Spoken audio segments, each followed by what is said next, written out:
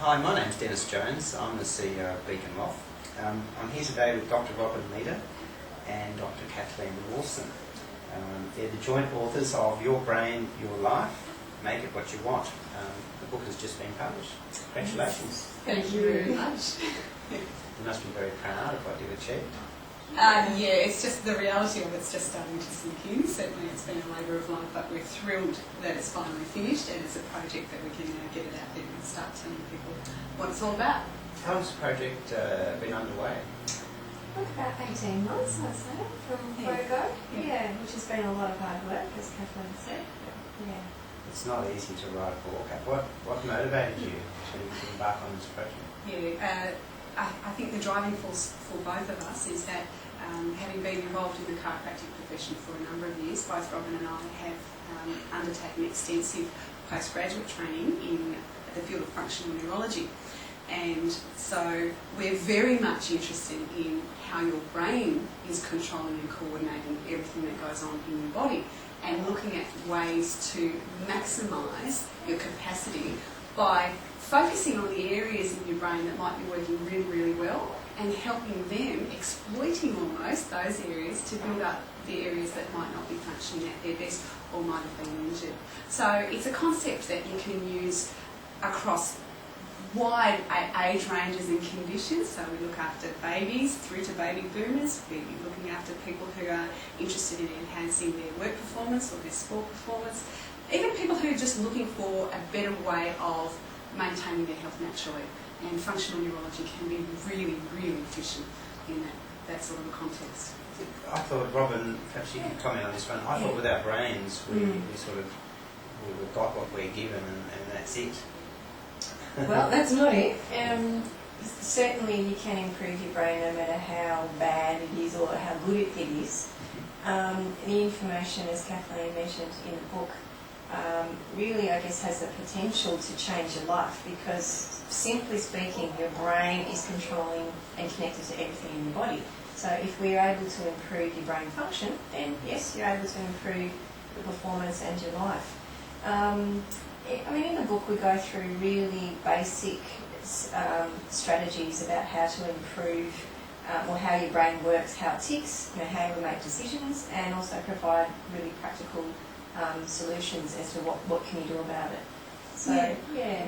Because the bottom line is if you understand how things work and how you tend to make decisions, you're in a much better position to be in the driver's seat and influence how that stuff happens so that you can respond to what's going on around you in your environment rather than simply reacting to it. And so, when you're in the driver's seat, you've got a much better chance of influencing the outcome. And that's what we want for you. That's what we believe is possible. Yeah. So what does that mean for people, for normal people in a practical sense? Well, I like to think of the brain like I would the internet, broadband connection and dial-up connection. If we were able to improve that connectivity between the brain cells and improve those connections, then everything's going to work a lot more efficiently and speed up, if you like.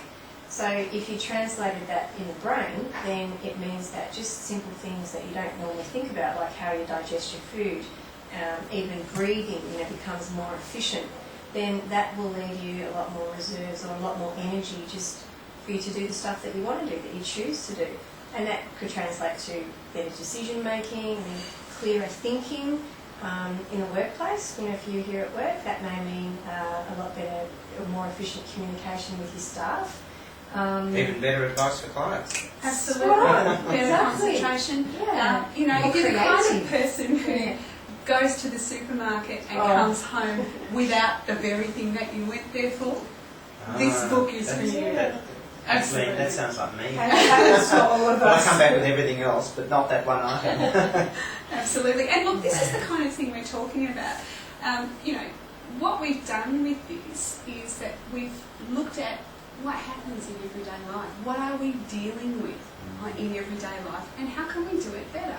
The idea wasn't to create another technically sophisticated anatomical journal that was intellectually challenging. The idea is to create something that everyone can use on practical, everyday terms that gives you examples about what's going on in your own life. The language is really conversational because we wanted to make it relevant, and we put lots of pictures and illustrations and examples You can see some of them, in the back, just really easy stuff that happens to all of us. Like, I can't believe I missed that. How many times do you walk over nothing and trip over nothing? Or go to drink the cup of coffee and spill it down the front of yourself. And I know where my mouth is. It's been here for some 40-ish years now, and yet there are still days where I could miss. So Robyn, who's the book really for? Is it for health professionals as well as ordinary people, or the health professional's patient? Your target audience, who is it? Well, yes, it is for health professionals, but it's also for anyone who's interested in improving their life and their health and well-being. And anyone who's, I guess, sick and tired of being sick and tired, or sick and tired of being that victim, and people who are they just want to change and move forward. It's also for people who, as I said, workplace environment, if you're looking to improving productivity. It's also for people who may have had or know of someone who's had a brain injury or a stroke, for example. Gives you more insight into how things work. And from that perspective, it can be helpful both for the person who's recovering and for the person who's supporting that recovery. If you can help somebody become more efficient by providing an environment where they're able to do better, then it's going to work for everyone.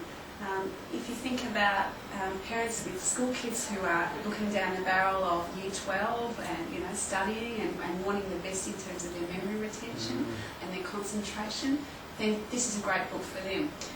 For the parents who've got toddlers and they're looking at how can I maximise the opportunity for my growing child, again, this book's got lots of tips and tricks in it for them. So it's far-reaching and wide-ranging.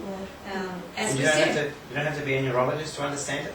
That's been the whole point of writing the book. We don't want to, as Kathleen said, we don't want to write that another neurology book for neurologists or people who have that knowledge. This is about getting serious information out there to your average person on the street, if you like. In a way that's palatable. Yeah. So sure, health professionals will get great use out of it because it will put things in a context that they can then discuss it with their clients on a much more even keel. And that they'll be able to have those conversations much more readily because we've used language that everybody uses. And also, I just thought of something, not just thought, but it's written, from a functional perspective. And yes, there are lots and lots of brain books out there, but this is the first book that I know of that's written from a very functional perspective for the layperson.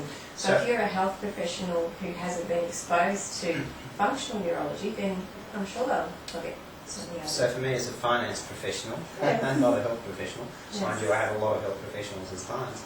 So if I read the book and get a better understanding of my brain, apart from the understanding, will that practically help me and my brain to function better, or is it just an understanding? Well, just by reading the book, even if you just read the book and understood the information, you're going to be better off, your brain's going to be better off. And one of the reasons why is it's new information for you, and that's one of the things that the brain loves. It loves new, novel things. So if we keep doing the same old stuff over and over again, it's a great way to wind down your brain, if you like. But once you do something different, you pick up new information, you take that information in, you're going to be better off just by doing that. So you could just read the book, but the other thing is that at the end of every chapter, what we've done is put in a to-do list. So we've got heaps of resources and suggestions on exercises and questionnaires and websites that you can go to, all sorts of things to reinforce that learning and to give you many, many resources so that you can choose what works well for you. There's lots of different ways of learning. Okay. Shall I fix this? That's my screen. Keep going, we can edit that out.